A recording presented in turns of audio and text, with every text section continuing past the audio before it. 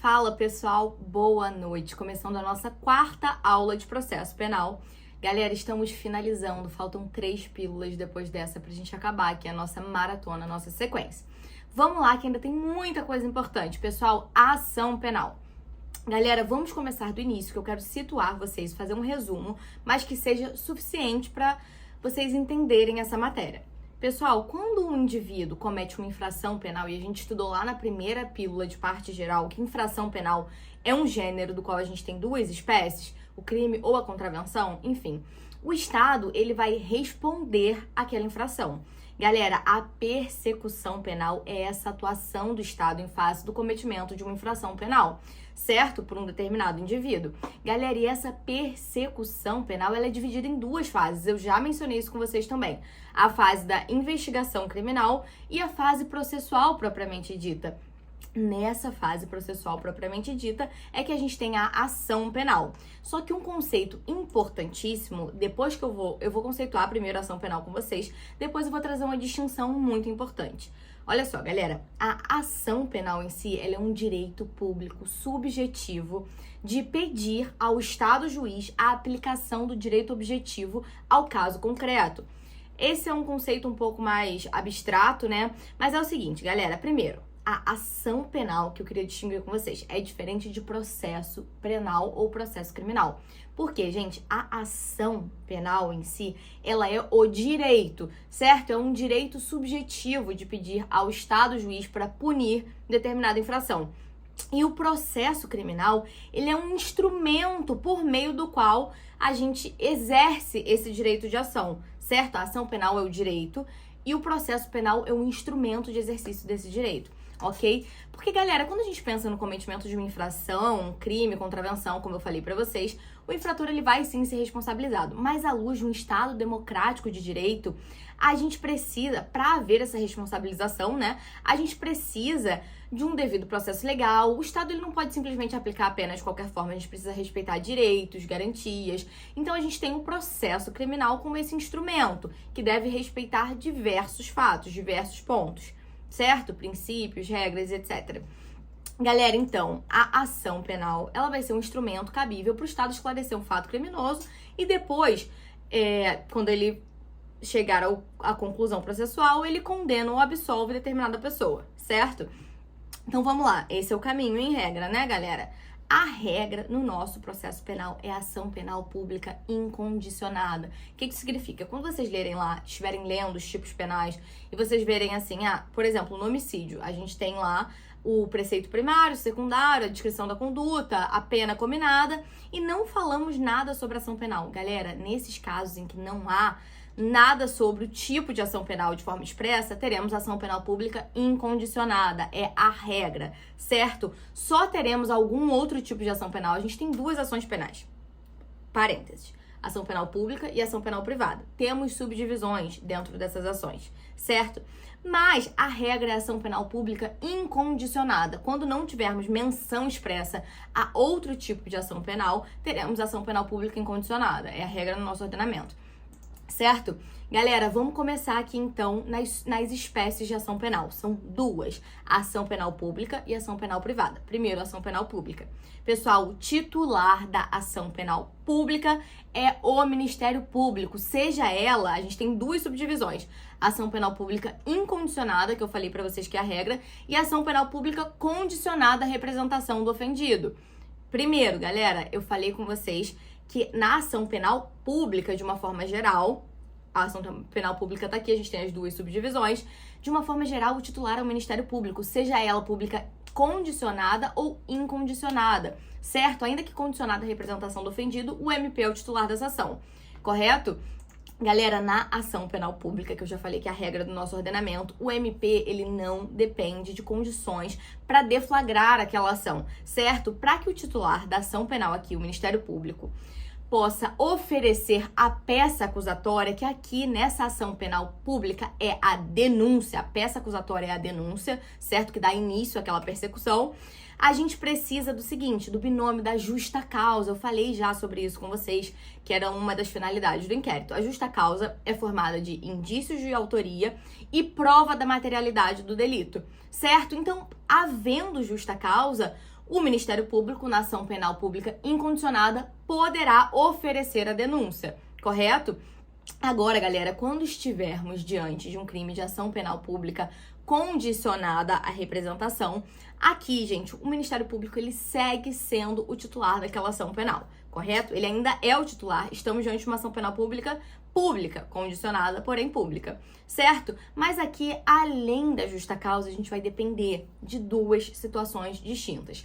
Primeiro, a gente tem a ação penal pública condicionada, ponto 1, a representação do ofendido, ponto 2, condicionada à requisição do ministro da Justiça. Vamos explorar primeiro esse ponto 1. Galera, ação penal pública condicionada à representação do ofendido.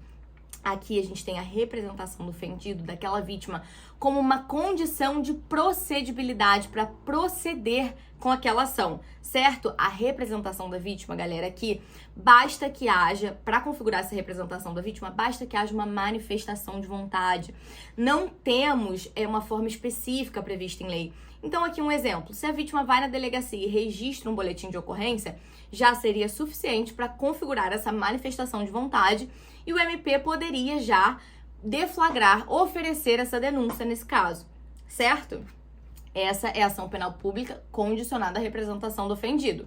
Um exemplo, galera, primeiro que eu falei pra vocês que o MP ele só vai poder deflagrar, só vai poder oferecer essa denúncia se a vítima manifestar a vontade, certo? A gente precisa dessa representação que não tem uma forma específica, nada do gênero, ok? Agora, galera, um exemplo aqui, a lesão corporal leve, está lá expresso na lesão corporal leve que ela é ação penal pública condicionada à representação do ofendido. Certo? Beleza? Esse é um exemplo aqui pra vocês e a gente tem lá expresso, porque se estiver expresso, se não estiver expresso, a gente vai ter uma ação penal pública incondicionada, ok?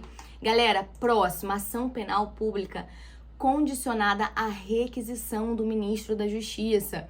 Pessoal, temos hipóteses excepcionais aqui, que são de interesse nacional, interesse político. Um exemplo aqui são os crimes contra a honra do presidente da República, certo? E a gente vai ter algumas especificidades em relação a isso que a gente vai ver mais pra frente. A gente vai ter 2 aulas de ação penal. Nessa primeira aula eu quero dar um panorama geral pra vocês, certo? E na aula seguinte a gente vai entrar nos prazos, nas condições de ação, ok? Então vamos lá. Galera, próxima agora pra gente finalizar aqui esse trecho, essa parte de localizar vocês na matéria e explicar o panorama geral da ação penal. A gente já falou sobre a ação penal pública ação penal pública incondicionada e falamos sobre a ação penal pública condicionada, seja a representação do ofendido, seja a requisição do ministro da Justiça. Agora, esse é um tipo de ação penal. Passaremos para o segundo tipo de ação penal, que é a ação penal privada, correto? Galera, aqui o titular dessa ação penal é o ofendido, a vítima ou o seu representante legal. Correto? A peça técnica que dá início aqui é a queixa-crime. A peça acusatória aqui é a queixa-crime, certo? Também temos subdivisão aqui entre ação penal privada exclusiva ou comum, ação penal privada personalíssima e ação penal privada subsidiária da pública. Que são esses termos? Galera, bora lá pra gente aprender. Ação penal privada exclusiva ou comum, a titularidade aqui, galera, em regra, é da vítima, maior e capaz, certo? Porque se for menor de 18 ou portadora de deficiência mental, o direito da queixa-crime deverá ser exercido pelo seu representante legal, correto? Aqui, gente, nessa ação penal privada exclusiva ou comum, a gente tem o seguinte, na ausência ou na morte do ofendido, podem apresentar a queixa-crime em seu lugar o cônjuge, ascendente, descendente ou irmão, certo? Numa ordem sucessiva e nessa ordem de preferência. Aqui a gente tem o famoso CAD pra gente gravar. Cônjuge, C de cônjuge, A de ascendente, D de descendente e de irmão, certo? CAD. Nessa ordem sucessiva podem apresentar a queixa-crime no lugar da vítima, certo? Se essa vítima tiver falecido ou estiver ausente, correto? Então, vamos lá. Próximo, gente, ação penal privada personalíssima. O que a gente tem aqui?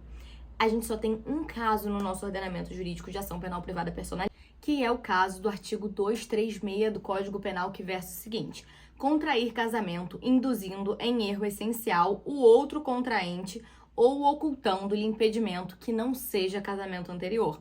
certo? Esse é o único caso que temos no nosso ordenamento jurídico de ação penal privada personalíssima. Aqui, gente, nessa ação penal privada personalíssima, só a vítima pode oferecer a queixa-crime. Ou seja, se houver morte, se essa vítima falecer, haverá extinção da punibilidade, certo? Galera, para a gente finalizar o nosso panorama geral e deixar os próximos tópicos para a aula seguinte. A ação penal privada subsidiária da pública. Galera, aqui o crime é de ação penal pública, mas o Ministério Público deixou escoar o prazo para o oferecimento da denúncia. Galera, a partir desse momento em que o prazo para o oferecimento da denúncia pelo MP é escoado, abre-se a possibilidade do ofendido ou seu representante legal oferecer essa queixa-crime, uma ação penal privada subsidiária da pública. Certo, galera? Aqui o intuito é evitar um descaso do Estado, ok? Aqui, pessoal, a ação penal ela segue tendo natureza pública. O que muda é a iniciativa, certo? O promotor provocado pode aditar a queixa, rejeitar essa queixa, certo? E nesse caso de rejeição, ele é obrigado a oferecer a denúncia. A gente vai aprender mais detalhes acerca dessa ação penal privada subsidiária da pública e de todas as outras na próxima aula, que a gente vai entrar nos prazos, condições da ação e etc. Certo? Eu aguardo vocês na próxima pílula.